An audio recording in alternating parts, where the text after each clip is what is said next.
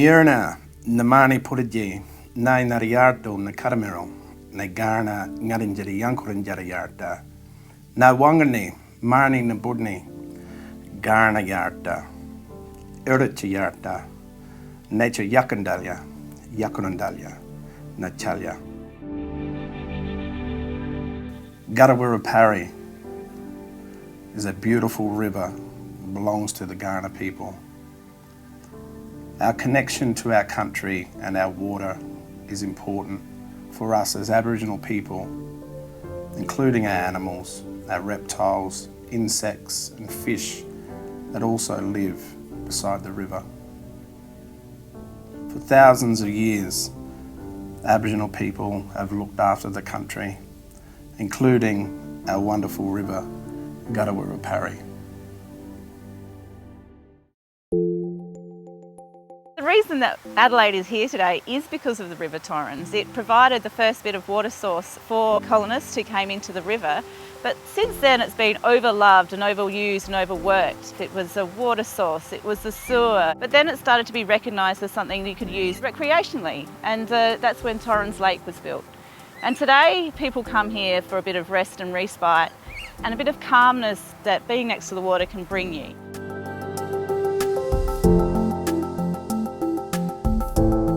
Back in the old days, you have the occasional dog walker along the river, but other than that, it wasn't seen as an attractive area to come and visit. It was kikuyu, 3 corner jacks, and not much else.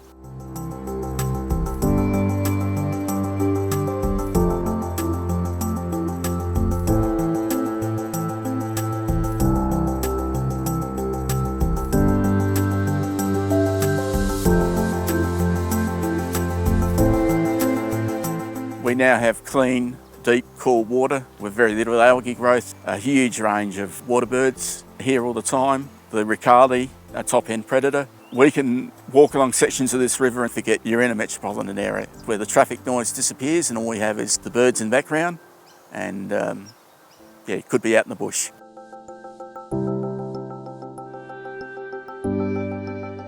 When we started the project, the river was choked with weeds.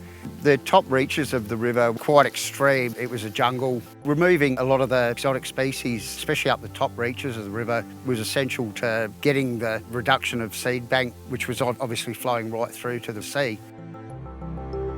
Some people perhaps like the willows or the ash trees, but what people don't understand is that an individual willow or an individual ash tree is a beautiful thing, you know, but they're not stable. They colonise, and if you start leaving individual ash trees and individual willow trees, the whole river will be choked. The monoculture of willows and ash trees that had occurred was preventing any other plant species from taking a hold on the river. It also choked a lot of the sections down. There was a lot of collection of silt and the root systems covered massive areas which were then diverting water away from the river system and creating erosion issues. One of the biggest issues we've had on the Torrens is being down the bottom end is receiving everyone else's woody weeds. We've had to wear a lot over the years, and through a lot of hard work we've been able to reduce our woody weeds down to minimal. The benefits to the environment with a clean river system varies from native wildlife being present, native fish in the river. It all goes to producing cleaner water, and not only environmental benefits running through the landscape, through the land, but also that it's not pushing all those pollutants out to sea. We've been running community planting events for over 10 years now, and it's really gained its own momentum. We get over 100 people turning up to our annual community planting event, which I think shows the importance of the river to the broader communities. So it's not just a council responsibility, it's not just the River Torrens Recovery Project responsibility. We need to look after our environment and include the community as part of that. Native bees are one of those things that are a good indicator of biodiverse health. Having a biodiverse system means we've got a healthy system which is resilient to a whole range of impacts which are generally human driven. City of Charles Sturt came up with the idea to build the native bee hotels. We got some buy-in from the other councils to participate, and that was how we delivered it right up and down the river. We've actually seen a huge increase in awareness of the importance of native bees, and from that we've gone to people having instant recognition of native bee hotels and why we have native bees and their role in the environment.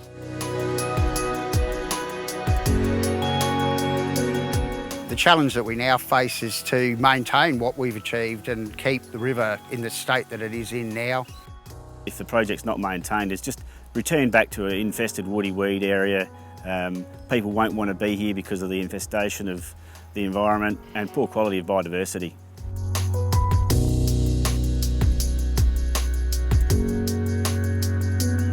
One of the magical things about this river is you could be anywhere. You could be at Birdwood or Gomorraka, anywhere on the travels that the Torrens takes. We get a lot of European tourists and Asian tourists coming through, and they just can't believe that we have something so beautiful close to the city. They just absolutely love it.